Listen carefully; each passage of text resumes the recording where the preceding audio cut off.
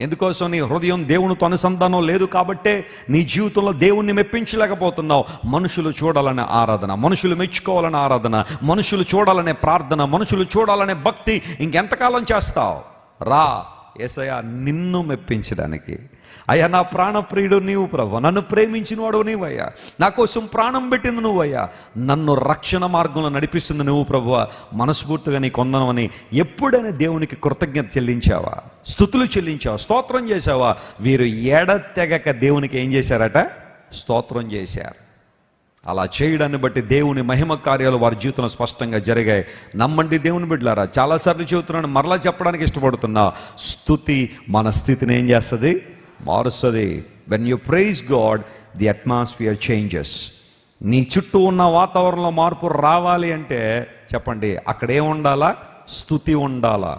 ప్రభువుని స్తోత్రం చేసే అనుభవాలు ఉండాలి.